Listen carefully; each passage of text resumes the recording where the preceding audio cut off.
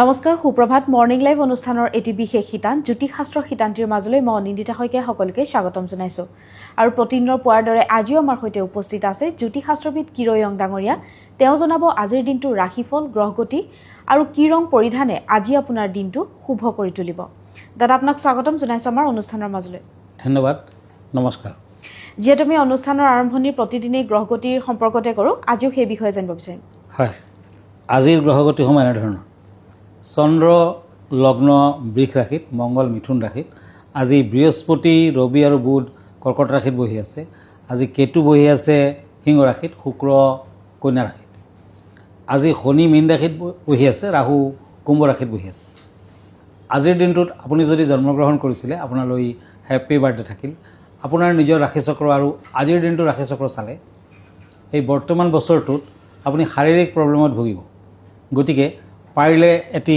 Red কৰেল ৰক্ত প্ৰবাল ring ফিংগাৰত তামেৰে বনাই ধাৰণ কৰক 8 to 10 কেৰেট মানৰ হ'লে ভাল হ'ব মংগলবাৰ দিনটো পালন কৰক বগলা দেৱীৰ আৰাধনা কৰক ধন্যবাদ এতিয়া আহিছোঁ আজিৰ দিনটোৰ ৰাশিফললৈ মই প্ৰথমতে টেৰট কাৰ্ড মতে দুখন কাৰ্ড লৈছোঁ ছৰ্ডছ এণ্ড নাইট অফ ওৱান্স মেষ ৰাশিসকলৰ বাবে এৰিছ আজি পিছবেলা কোনো ক্ষেত্ৰত নিৰাশ হ'ব পাৰে শৰীৰৰ প্ৰতি লক্ষ্য ৰাখক দাম্পত্যত মধ্যম ফল মূল্যৱান সা সম্পদ হেৰুৱাব পাৰে আজি প্ৰেমত শুব গণেশ মন্দিৰত এটা গোটা তামোল আৰু ইলাচি অৰ্পণ কৰক আজি green colour lucky red colour unlucky lucky number 2 এতিয়া আহিছোঁ কাপছ এণ্ড ছৰ্ডছ এই দুখন কাৰ্ড মতে বৃষ ৰাশিসকলৰ তৰাজ কৰ্মত মন চঞ্চল হ'ব পাৰে কোনো সা খবৰত বৰ সুখী নহ'ব আৰ্থিক দিশত চিন্তা থাকিব ভাতৃৰ পৰা সহায় লাভ প্ৰেমত শুব বিদ্যাত বাধা ব্লু কালাৰ লাকি yellow colour unlucky lucky number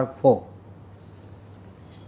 হয় দাদা আমি পৰৱৰ্তী ৰাশিফলৰ মাজলৈ আগবাঢ়িম কিন্তু তাৰ পূৰ্বে জানিব বিচাৰিম আজিৰ দিনটো জাতক জাতিকাসকলৰ শুভ কৰ্ম আৰু যাত্ৰা সম্পৰ্কে হয় আজি 9 আগষ্ট 23 শাওন তিথি কৃষ্ণ একাদশী আজি ব্যাঘাত যুগ মিথুন ৰাশি বৈশ্যবৰ্ণ মৃগশিৰা নক্ষত্ৰ দেৱগণ যাত্ৰা নাই শুভ কৰ্ম নাই আজি উৰহি খোৱা আৰু পৰহি শাক খোৱা নিষেধ এতিয়া আকৌ ৰাশিফললৈ গৈছোঁ ছৰ্ডছ এণ্ড ছৰ্ডছ মিথুন ৰাশি জেমিনি আজি কৰ্মৰ ক্ষেত্ৰত পদোন্নতিৰ যুগ বিদ্যাত চিন্তা কম ব্যস্ততা থাকিব আৰ্থিকৰ বাবে কিছু চেষ্টা কৰিলেও সুফল দেখিব আজি কোনো মন্দিৰত সৰিয়হৰ তেল বা ঘিউ দান কৰক pink colour lucky maroon colour unlucky lucky number 5 cups and page of pentacles কৰ্কট ৰাশি কেঞ্চাৰ হঠাৎ কোনো সমস্যাৰ সন্মুখীন হ'লেও তেনে দুশ্চিন্তা নাই বিদ্যাত মধ্যম সামাজিক কামত ব্যস্ততা বৃদ্ধি প্ৰেমত সন্দেহ থাকিব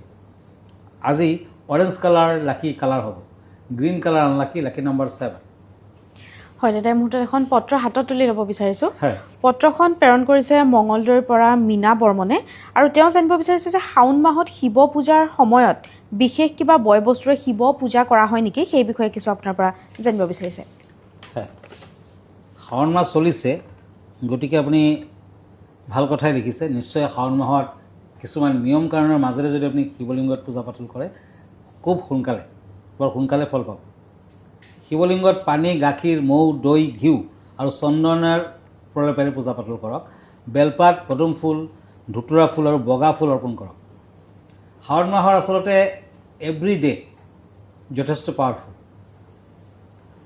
ঘিউৰ চাকি জ্বলাব পাৰিলে ভাল মিঠাতেল দি চাকি জ্বলাব পাৰে ধূপ জ্বলাব লাগে লগতে কৰ্পূৰ জ্বলাই আৰতি কৰিব টিলিঙা বজাব পাৰে শিৱলিংগৰ লগতে গণেশ আৰু মা দুৰ্গাৰ আৰাধনা কৰক শিৱলিংগত কেতিয়াও সেন্দুৰ বা শৃংগাৰ আদি সামগ্ৰী দান নকৰিব তুলসীৰ পানী আৰু নাৰিকলৰ পানী শিৱলিংগত অৰ্পণ নকৰিব প্ৰসাদ হিচাপে পঞ্চামৃত আৰু বেলফল প্ৰদানে মানুহক আশু আৰোগ্য কৰে ওম নম শিৱায় মন্ত্ৰ 108 বাৰ সদায় জপ কৰক আৰু এই ফাগুন মাহত চন্দ্ৰৰ যদি পূজা পাতল কৰে কাৰণ শিৱই চন্দ্ৰ ধাৰণ কৰে মূৰত গতিকে আপুনি সোনকালে ফল পাব আৰু সকলো দিশতে আপোনাৰ মংগল হ'ব ধন্যবাদ আমি পৰৱৰ্তী ৰাশিফলৰ বিষয়ে জানিব বিচাৰিম হয় এতিয়া সিংহ ৰাশি ওৱান্স এণ্ড কাপছ এই দুখন টেৰট কাৰ্ড মতে যিসকলে লিঅ'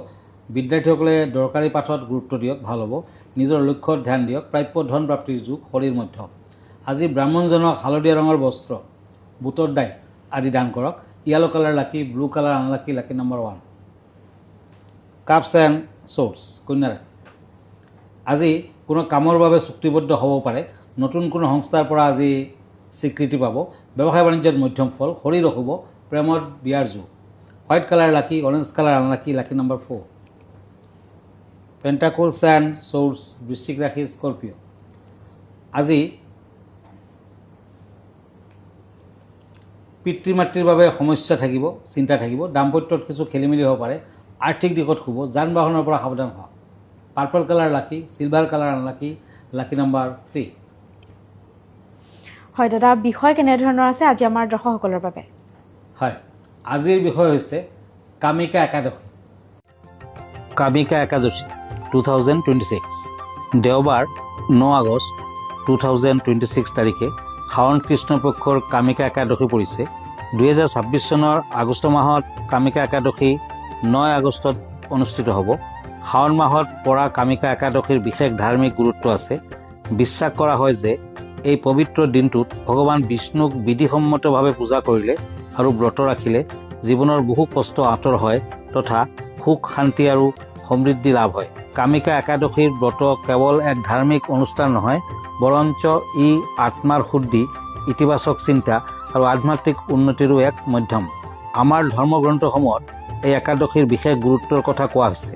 এই ব্ৰতে পাপৰ পৰা মুক্তি দিয়ে আৰু পুণ্য বৃদ্ধি কৰে বুলি মনা হয়।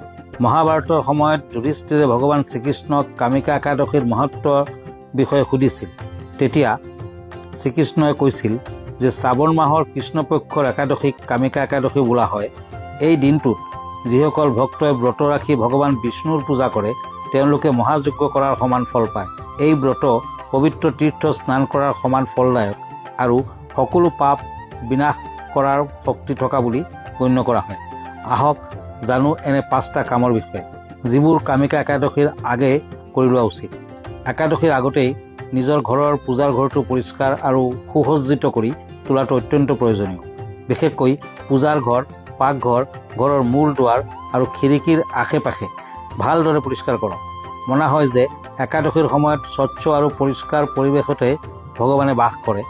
ঘৰৰ ভঙা চিঙা বস্তুবোৰ আঁতৰাই পেলাওক। হিন্দু ধৰ্ম আৰু বাস্তুশাস্ত্ৰত ঘৰৰ মূল দুৱাৰখনক শক্তি প্ৰৱেশৰ পথ বুলি গণ্য কৰা হয়। সেয়েহে চেষ্টা কৰক যাতে ঘৰৰ সন্মুখত কোনো ধৰণৰ আৱৰ্জনা নাথাকে। একাদশীৰ দিনা তুলসী গছৰ বিশেষ গুৰুত্ব থাকে। সেয়েহে কামিকা একাদশীৰ অহাৰ আগতেই তুলসী গছৰ আশে পাশে ভালদৰে পৰিষ্কাৰ কৰক। ইয়াৰ উপৰিও তুলসীৰ বিশেষ যত্ন লওক। ৰাতিপুৱা আৰু গধূলি নিজকে পৰিষ্কাৰ কৰি পানী দিয়ক যাতে গছজোপা সতেজ হৈ থাকে। অন্যান্য একাদশীৰ দৰে কামিকা একাদশীও অত্যন্ত গুৰুত্বপূৰ্ণ বুলি ধৰা হয়। এই সময়ছোৱাত দান পুণ্য কৰাৰ লগতে অভাৱগ্ৰস্ত লোকক সহায় কৰাটো ধাৰ্মিক দৃষ্টিকোণৰ পৰা শুভ। সকলো মানুহে নিজৰ ক্ষমতা অনুসৰি নিৰ্জলা নহ'লেও অত্যন্ত সাধাৰণ ব্ৰত ৰখা উচিত। যদি আপুনি ব্ৰত ৰাখিবলৈ অপাৰগ তেন্তে কেৱল বিষ্ণুৰ নাম জপ কৰক।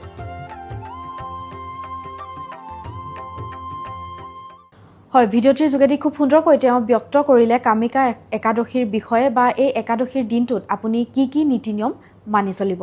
দাদা, আমি পৰৱৰ্তী যি 4টা ৰাশিফল আছে সেই বিষয়ে জানিব বিচাৰিম। হয়, sorts and page of sorts, ধনু ৰাশি, চেটিৰিয়াছ। পৰাপক্ষত স্পষ্টভাষী হওক, শৰীৰ মধ্যম, ঘৰুৱা দিশত অশান্তিৰ সৃষ্টি হ'ব পাৰে, প্ৰেমত উৎসাহ। আজি দৰিদ্ৰ লোকক চাউল দান কৰক। Golden colour lucky, red colour unlucky, lucky number 2। Swords and cups, মকৰ ৰাশি। আজি কৰ্মৰ ক্ষেত্ৰত কিছু দায়িত্ব পৰিব পাৰে। ঘৰুৱা কথাত সামান্য উদাসীনতা, ভ্ৰমণত কষ্ট, মানসিক অশান্তিত থাকিব পাৰে। ঘৰৰ মূল দুৱাৰত আপুনি পাণৰ পাতত সেন্দুৰেৰে স্বস্তিক চাইন মাৰক আৰু ধূপচাকি দেখুৱাওক, ভাল হ'ব। ক্ৰীম কালাৰ লাকি, green colour unlucky, lucky number 9। এতিয়া আহক পেণ্টাকলছ এণ্ড চৰ্টছ, কুম্ভ ৰাশি, একুৰিয়াছ।